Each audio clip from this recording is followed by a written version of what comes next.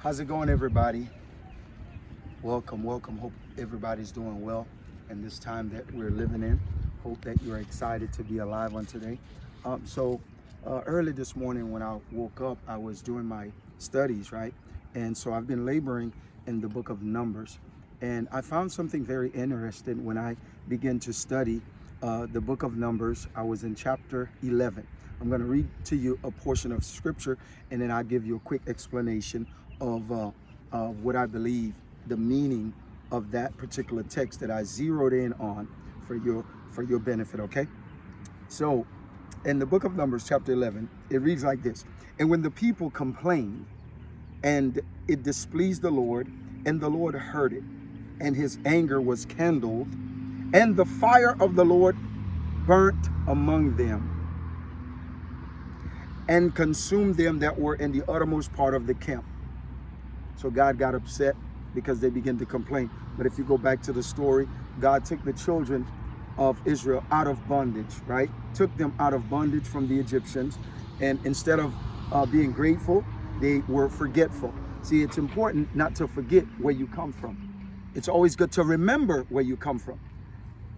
And the people cried unto Moses. They cried unto their leader.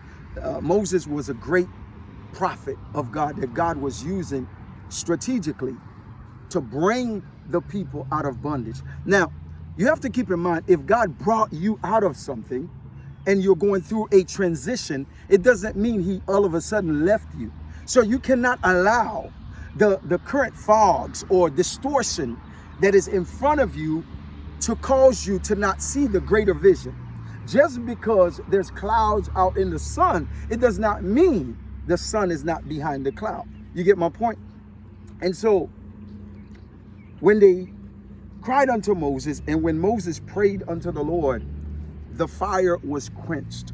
So when God saw Moses begin to intercede, or went to God to interact with God on the behalf of the people, the fire ceased. And he called the name of that place Taberah, because the fire of the Lord burnt among them. And the mixed multitude was among them that fell, lusting. And the children of Israel also wept again and said, who shall give us flesh to eat? Now, keep in mind that here, God just did another miracle in their midst. Isn't it like a lot of people, even though God have done a lot of great things for them, they still yet complain? God has brought you from one situation, one circumstance, one dilemma after another dilemma, but yet soon as a temporary situation come about, here you go, cursing God, complaining and murmuring, and God is not pleased with that. So let's see what happens. So, and the children of Israel also wept again and said, who shall give us flesh? Now they forgot about God. They said, who shall give us flesh? Who shall give us meat to eat? And then now they go back to the place where they were at. While they were in bondage, they said, this is what they said. We remember the fish we did eat in Egypt. That's where they were in bondage. Now they're remembering the level of comfort that they had while they're in bondage. So this is what I found out. Some people love misery. Some people love to be in bondage. Some people enjoy the comfort of mediocrity. But you have to get out of that mindset, beloved. He says we did eat fish, the cucumbers, the melons, the leeks, the onions, and the garlic. They are going back now saying these things were good for us. But now our soul drieth away, and there is nothing at all beside this manner before our eyes. So now they begin to complain, saying that, look, what God has given us now is not sufficient. What God has given us now is nothing. But you have to understand something. The same God that brought you out of the situation that you were in, if he's giving you a portion of something that you are not familiar with, you have to trust him. The same way you trust him to get you out of bondage, now that you are in this particular juncture of your life right now, now that you are in a particular unique situation, now that you have just what you have right now, you are in the predicament that you are right now, it's just temporary.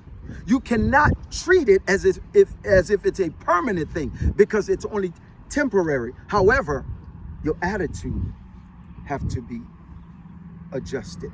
You have to have the right attitude. So he says, now the manner was as coriander seed, and the color thereof as the color of bdellium. In other words, this coriander seed that God had given them as manna for them, because God was allowing them to go through a transition. And the transition that they were going through, God made sure that he gave them something, a type of manner that would sustain them. Even though, now watch this, although they had gotten out of the physical bondage of the Egyptian, but psychologically, subconsciously, they were still lusting for the meat or the food from the land when they were in bondage.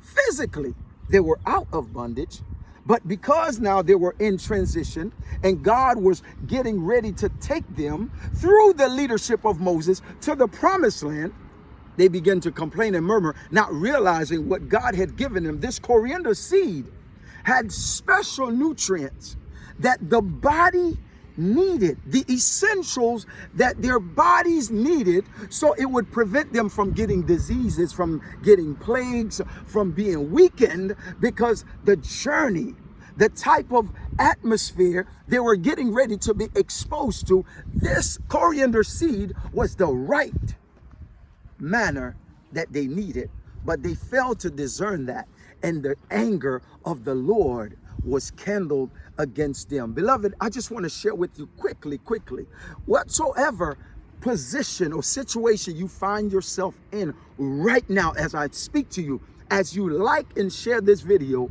I want you to be careful what comes out of your mouth as it relates to the will of God concerning you. Stay tuned. I love you.